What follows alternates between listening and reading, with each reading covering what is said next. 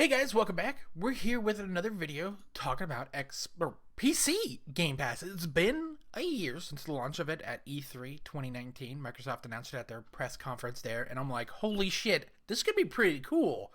Like, Xbox Game Pass was amazing. Like, there's no reason not to have it, because if you're invested in that, like, it's $10 a month, $15 a month, you get gold, get those games with gold, and then, hey, practically every 6 to 7 months Microsoft was releasing a game, like a big game, and so it's like, hey, might as well do it. Like, you're losing money at that point if you're so invested in that game. Like, it's do it. So they released it on Game Pass. I did a month, never touched it. I saw with the pandemic, they had a deal for Ultimate for $1. Took that, and I thought, you know what? It's been a year. Let me do a video on this. And the end of the kind of the, too long didn't read, is it's still garbage. Like, it's the Microsoft Store is really slow on downloads. There's still problems with the downloads. All my things I've downloaded have errored out in some way. The thing that I like to say is I hate launches because I feel like it's just not worth it. I want to just launch the game, but you forget that these launchers also have like little packages of like hey, we're going to tell this download to only download, between a certain time, or hey, when you're playing a game, we'll throttle the download. Or hey, when you're playing a game, you know what? We'll just crank that speed up too. So you're always constantly downloading. With games off the Microsoft Store, Microsoft Windows 10 Store, they're just downloading. There's really no way to change that. So there's really no notifications like, hey, there's an update to this and this, or hey, this and this got updated. Battle.net, Origin, Epic, Uplay, GOG, Steam, all these launchers all have these notifications that, hey, something's downloading. Hey, it's complete. Hey, do you want to pause this or something? Microsoft Store doesn't have that. So I guess it's kind of sucks. And to change it, you actually have to go deep into the settings to allow certain things to download. So you could throttle stuff, limit how much bandwidth is used downloads in the background or in the foreground. I don't know how this works. I've seen some people just say, hey, just upload that, just put it to max, because sometimes that will help with, sometimes it will just download really slowly. Sometimes this will help just to force it at 100%. But what is the difference between a background and a foreground? Does a background mean a game launching from a Windows Store? Like, say if I'm wow, is that game in, that game is in the foreground, so, but it's not a Windows Store game. Is it? It's just so complicated. It's not easy. Like, why is it? Also, this is for all of Windows. This is like Windows updates in Microsoft Store type of thing. So it's just like, what the fuck? Like, it would be nice to have its own little separate things like, hey, these games will only download between this time and this time, like literally every other launcher. So, yes, the Microsoft Store is god-awful. I'm in that boat now. I was a fan of Microsoft Store. It's like, don't need a launcher. And then you realize, oh, what a launcher can do. Screw it. I'm off this. Of course, I bought Microsoft the Halo collection on the Microsoft Store. It's like, fuck it. But literally took a day to download Reach. It took 2 days to get Halo 2 running, because it just kept on error outing. There was no way to really reset it. Like, the thing I had to do was literally Google for 20 minutes and look, hey, you have to go in the command and reset the cache of the Windows Store.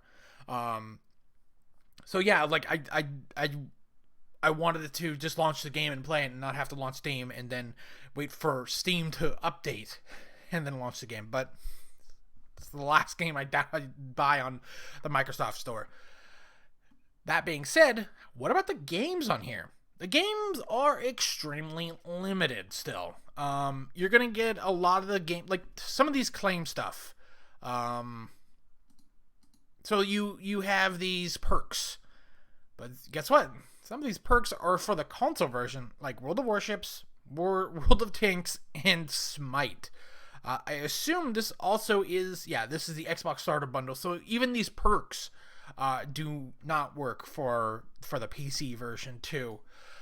And then kind of the game listings too is a little bit interesting.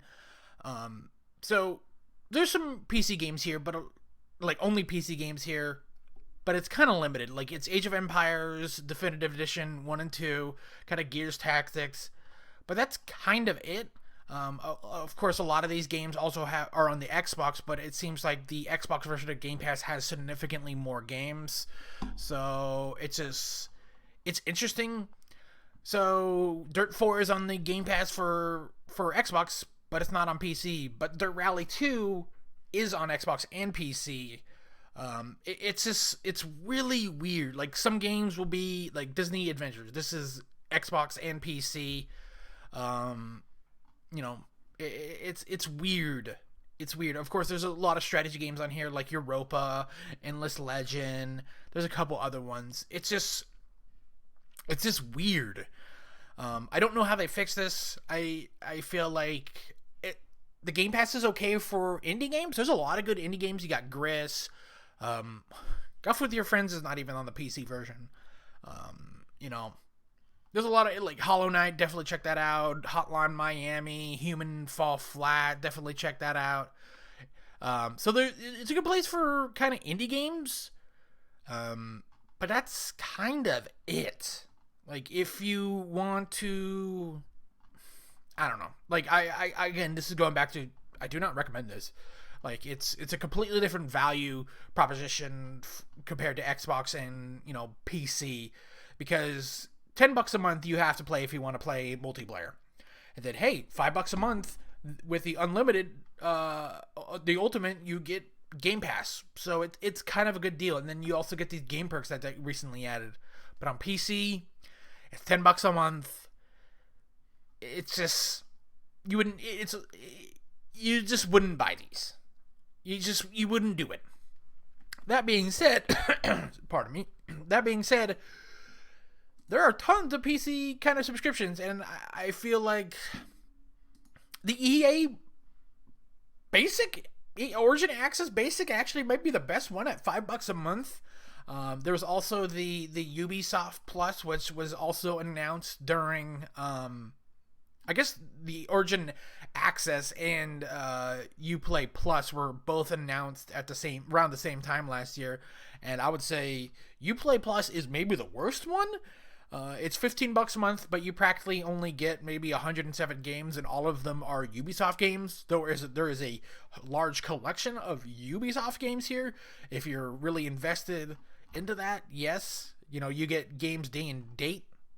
Wait, no, you don't. There's supposed to be is Ghost Recon here? Is this in order? Like, Ghost Recon's not even here. You got like 13 Assassin's Creed, a bunch of Might and Magic. Let's see. Where is Ghost Recon? It's not here. That's interesting. So yeah, but you also get the Ultimate version. So like here's Rainbow Six Siege Ultimate, which is you get all the DLC, bunch of Rainbow Six, Division 2, Ultimate Edition. I wonder if this includes... Oh, it does include Warlords. You got, Watch Dogs 2, Watch Dogs. But Ghost Recon Wildlands is not even here. There's no Ghost Recon here. That's weird.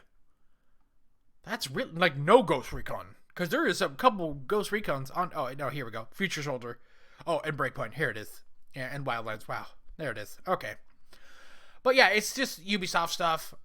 With EA Access or Origin Access, you get a bunch of these things.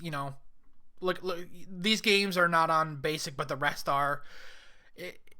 There's a lot of games here that are not part of EA that are like Solus Project, Project High Rise, City Skyline also here, and this is only $5 a month too. Legos. Warhammer. So there's a lot of games here. that are not just EA. Ukulele. The Ukulele is on Xbox, but it's not on PC. Game Pass, which is really weird. So it's just a lot of games for this. $5 a month. Like, that's pretty crazy. So you could just see, yeah. So if you have the Premiere, which is $15 a month, you just miss out on Command & Conquer Remastered, Heat, this is a shitty game. Nobody's playing this. Nobody's playing this game on PC.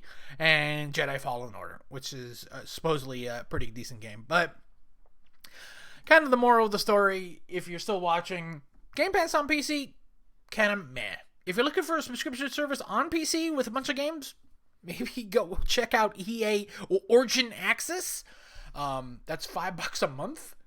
But anyways, guys, thanks for watching. I hope this was informative. Pretty much just going to put the title as, PC Game Pass, still not worth it. Thank you, guys. Bye.